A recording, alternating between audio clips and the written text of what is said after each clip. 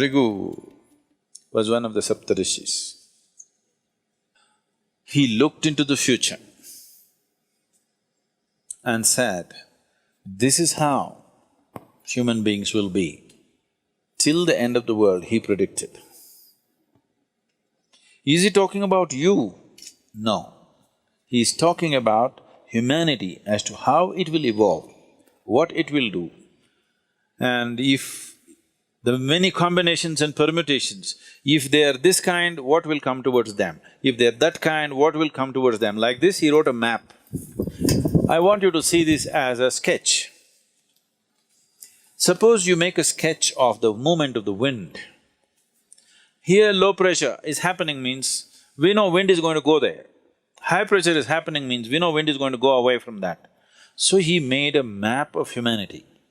Human consciousness, if it's like this, he will move here, he will move into this kind of womb, he will attract these kind of things, this will happen, that will happen, like this elaborately he went into the whole thing. So Bhrigu Samhita this was called, this is a map of human consciousness till the end of this solar system. How human beings will evolve, what types of human beings will come, what are all the things which will factor. How to read this? He trained people. If an elaborate map is made of something, suppose you take have you seen a topographical map? Not the regular map. Have you seen the Geological Survey of India or the United States, they have this thing. Have you seen these maps? It will take a certain amount of training to read the map, it's all written there. Or have you seen the aeronautical maps? They're really complex, okay? If you want to fly from one part of the world to another, there is an aeronautical map. Unless you're well-trained, I've gone through these exams and I've passed the exams, but I don't think I can navigate from here to, let's say, South America successfully, because the planet is round, it's spinning, time zones are changing. All this is factored into the map. Somebody who knows how to read it, in 2 minutes he knows exactly what it is, coordinates he will write and he knows where to go. Otherwise, if you don't know how to read it, you spend days with it, months with it, you do not know.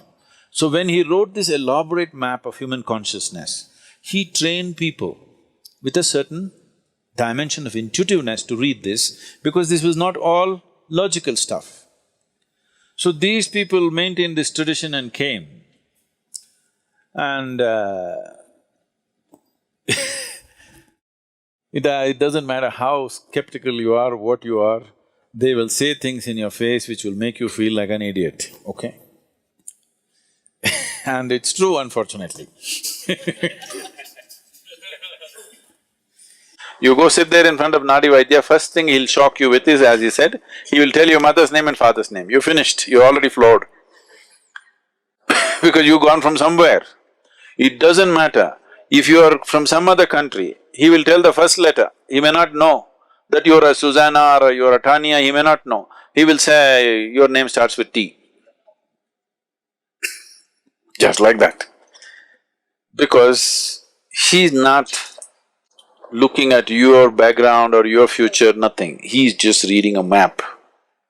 By reading the map, he's saying, okay, this is the temperature, this is the elevation, this is that. But it's an intuitive map. Unless he's in a certain state, he cannot do that. So always it should happen around the temple. Vaidishwaran temple is made for this purpose, and it generally happens around that. Now for commercial interest, they've moved everywhere.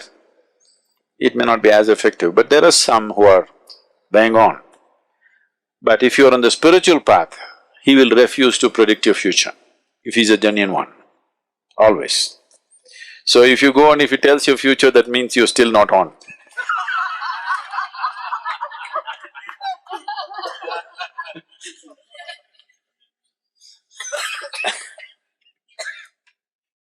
So, is destiny fixed? Destiny is not something that's fixed by somebody, it is your own karma. So your software is in a certain way, so naturally it'll function that way. Suppose you have a certain type of software on your computer, whatever you do, it'll do the same thing, isn't it? But can I smash the computer and stop it? I can. But still if you turn it on, the same hard drive, same thing will come on in a new computer. So if you want, I'll tell you, if I tell you you live for 80 and you jump off the mountain today, new computer will buy for you sometime later, but same hardware, same software rather, same thing will happen, nothing new. So they're looking at that aspect of life and trying to interpret it in physical terms, which is an interpretation, where there could be mistakes, always. That interpretation may not always be right. But the reading, the fundamental reading, what is the altitude, what is this, what is that, is correct. How to interpret it is the expertise of an individual person. Not everybody can interpret the same way. So this whole science developed Bhrigu Samhita, but if you're on the spiritual path, they'll refuse to say because no reading for you. You don't belong in that range.